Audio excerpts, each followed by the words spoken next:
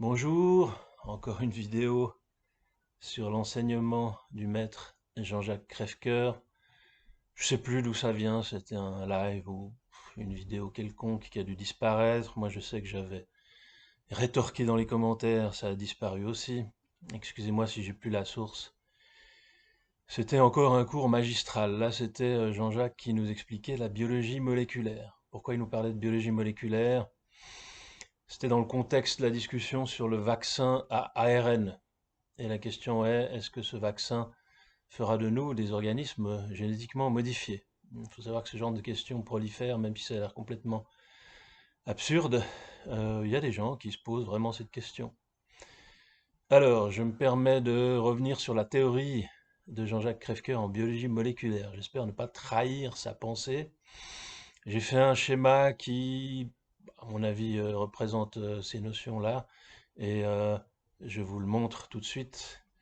Donc, d'après notre réenchanteur, quand une cellule se divise, la cellule mère se trouve ici, elle transmet son génome à la cellule fille en lui envoyant des des ARN messagers qui passent de cette cellule à la cellule fille.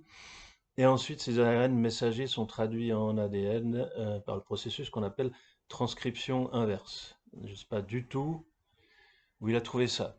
Je pense qu'il a entendu des bribes d'informations, il a mis ça ensemble, et voilà ce que ça donne. Alors, on va revenir à ce qui est vrai, parce que il y a des bribes de choses qui existent.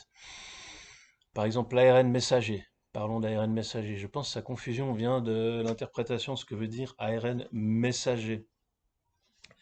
Donc, l'ARN messager, en réalité, vient effectivement du noyau d'une cellule. C'est de l'ARN qui est obtenu par copie d'une partie de l'ADN de la cellule, ce qu'on appelle un gène. Le, le gène est copié, ça donne un ARN messager qui est exporté dans le cytosol, dans la cellule.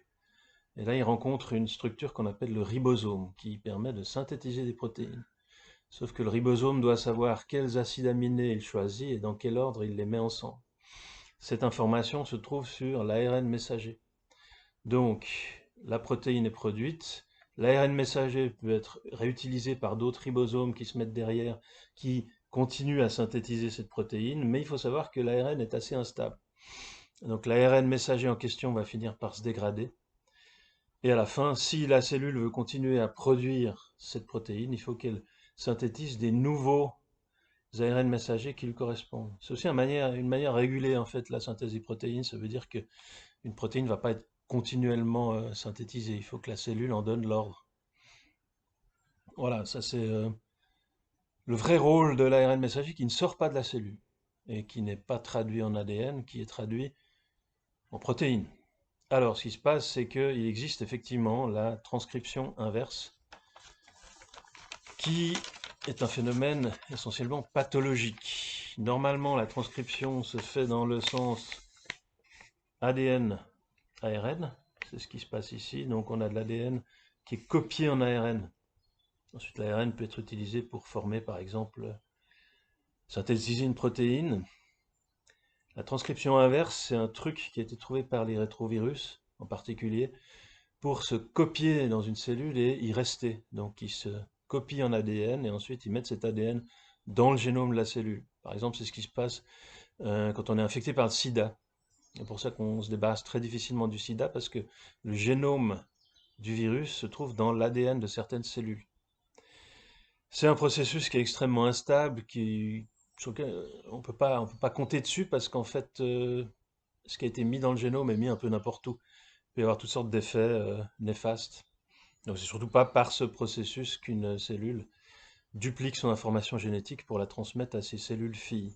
Comment une cellule duplique son génome pour le donner à ses cellules filles, ça c'est un processus qui s'appelle réplication de l'ADN. Alors là j'ai dessiné une molécule d'ADN telle qu'on la connaît, donc c'est une double hélice. Il y a deux brins qui se trouvent l'un en face de l'autre. C'était une révolution quand on l'a découverte, c'était Crick et Watson qui ont fait cette découverte avec d'autres personnes. Et en fait, l'information se trouve sur chaque brin. Comme les brins sont complémentaires, si on a un seul brin, on peut reconstituer le brin qui manque. Et c'est ce qui se passe dans la nature. L'ADN est ouvert, c'est une enzyme qui l'ouvre, c'est pas une décharge électrique, ça c'est encore une invention de notre ami. Les deux brins sont séparés et une enzyme particulière arrive à reconnaître les éléments qui manquent, à les mettre au bon endroit et à les relier les uns aux autres. Donc on part d'une molécule d'ADN et ensuite on en a deux. En faisant ça, on duplique ensuite tout un chromosome et tout un génome. C'est ce que fait la cellule avant de se diviser. Elle recopie tout son génome, elle obtient le double et elle donne une copie à chacune de ses cellules filles. C'est aussi ce qui se passe dans le processus in vitro qui s'appelle PCR. Donc on choisit une séquence d'ADN et on la recopie, on la double en principe à chaque cycle.